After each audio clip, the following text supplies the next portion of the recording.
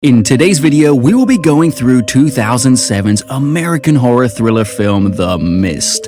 The movie is based on Stephen King's iconic psychological horror novella by the same name. Spoilers ahead, you have been warned. Make sure to give this video a thumbs up, comment on what your favorite part was, and subscribe to our channel for more. David Drayton lives with his wife Stephanie and their 8-year-old son Billy in Bridgeton, Maine. David is an artist by profession. One day their town is hit by a terrible storm and they are forced to take shelter in their basement for the night. The storm incurs significant damage throughout the town, cutting power and phone lines. The storm also sent a tree flying into David's house, destroying his living room and professional paintings, while David's big-shot city attorney neighbor, Brent Norton's car, has been wrecked by a fallen tree.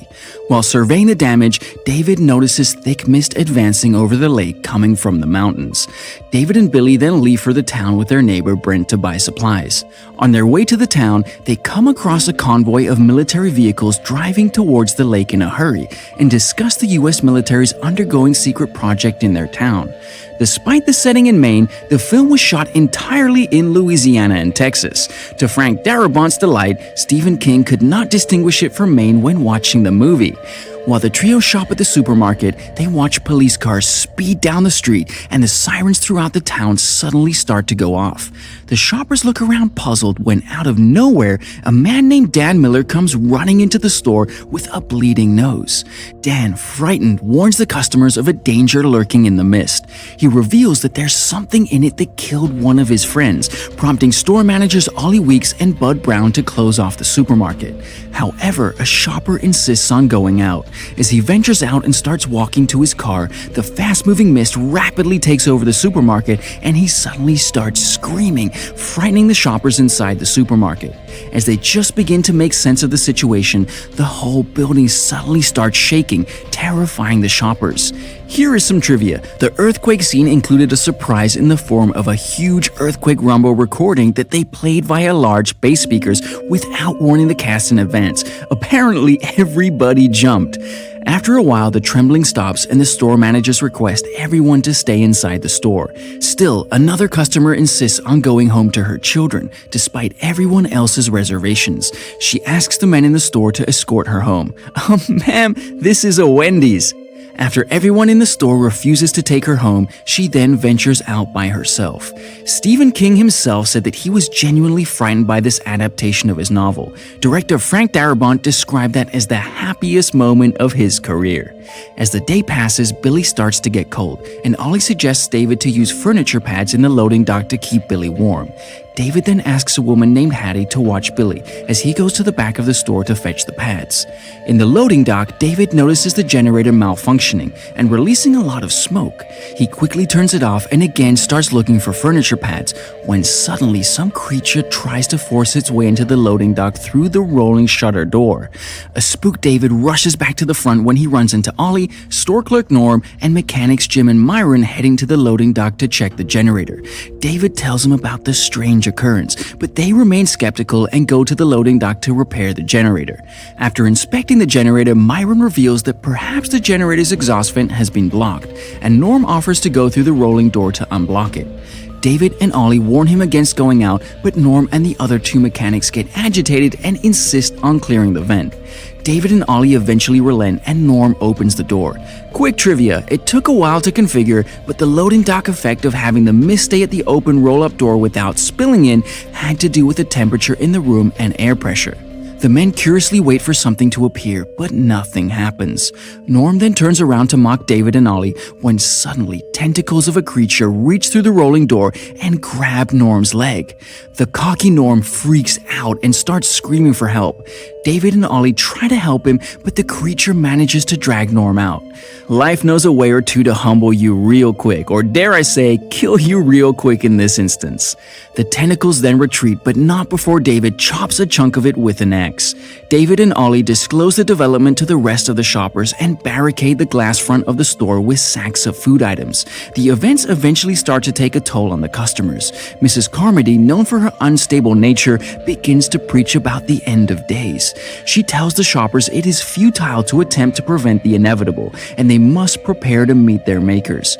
She continues that humans have mocked God far too long, and now he is demanding retribution in blood sacrifice. It starts to frighten the children, and a local teacher named Amanda Dunphy slaps Mrs. Carmody to shut her up. I mean, do we blame Amanda? Some people only understand this sort of language. As well as barricading the store, David and other customers also gather tools and weapons to fight the alien threats.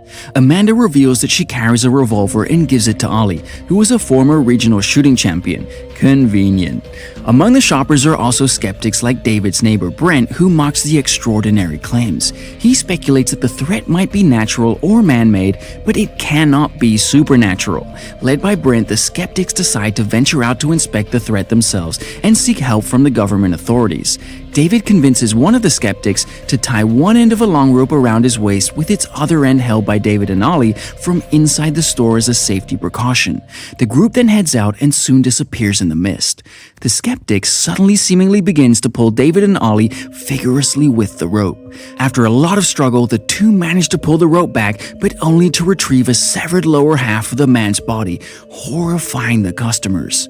David then forms connections with several people in the store, including Amanda and Irene Repler, who also came into conflict with Mrs. Carmody over her religious zealotry. As night falls, enormous flying insects, attracted to the lights inside, swarm the store.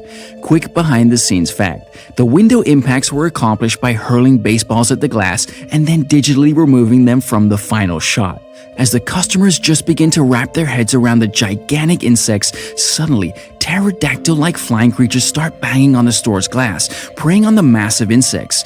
Soon, the glass gives in and breaks, allowing the insects to fly into the store, followed by the creatures. The shoppers run around in panic as David and a few others scramble to kill the alien creatures.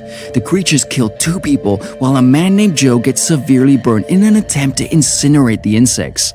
An insect lands on Mrs. Carmody, but for some reason leaves her unscathed.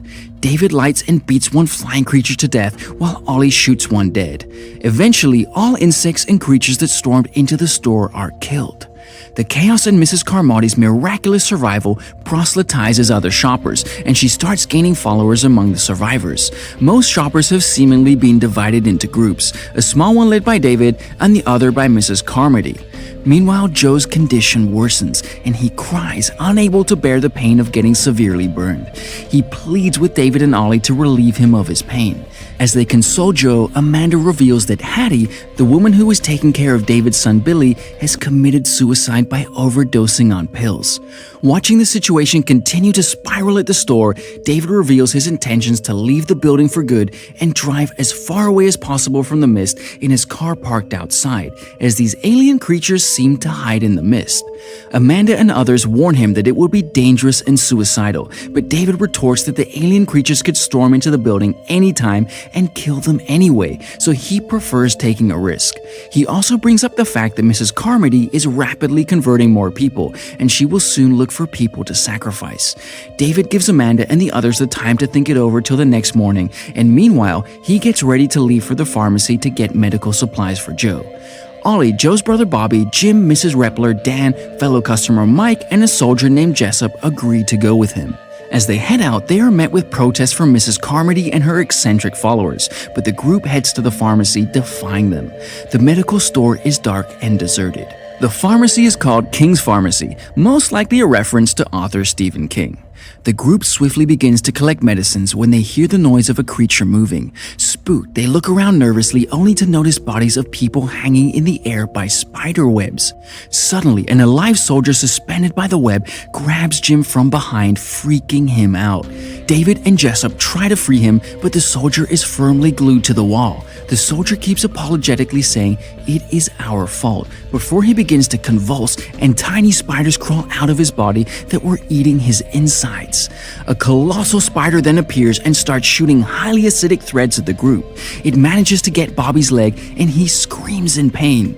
A spider then jumps on Mike and starts eating him. Frightened, the group begins rushing towards the exit, dragging a severely wounded Bobby with them. However, Bobby dies midway and the group leaves without him. Joe passes away before David can get back to the store with painkillers. Did you know that the characters of David and Amanda were initially supposed to know each other already and have been having an affair? The situation in the store continues to deteriorate as the failed expedition gives Mrs. Carmody more ammunition, and she uses it to increase her influence by offering protection from divine wrath to new converts. Traumatized by the events in the pharmacy, Jim too becomes a follower of Mrs. Carmody.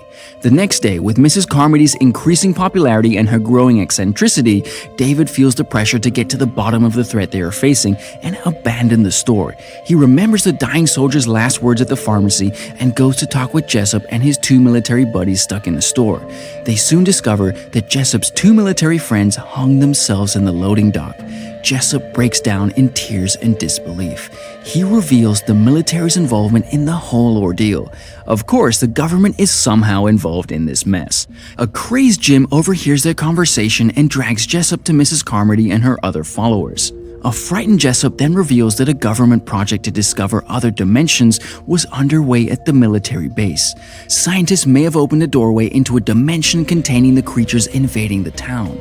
The revelation enrages Mrs. Carmody. She blames Jessup for bringing the wrath upon them by going against the will of God and the forbidden rules. Her incitement riles her followers up, and the mob starts lynching Jessup. Mrs. Carmody then orders her followers to expel Jessup from the store and offer him to the beast outside.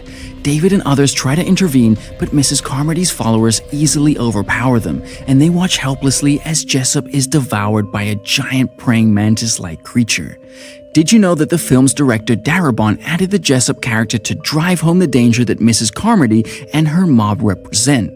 Early the next morning, David, Billy, Amanda, Ollie, Mrs. Repler, Dan, Bud, Myron, and a man named Cornell prepare to leave the store secretly. But they soon learn that Mrs. Carmody uncovered their plan and her followers block their exit. Mrs. Carmody accuses David and his group of going against God's will and incites her followers.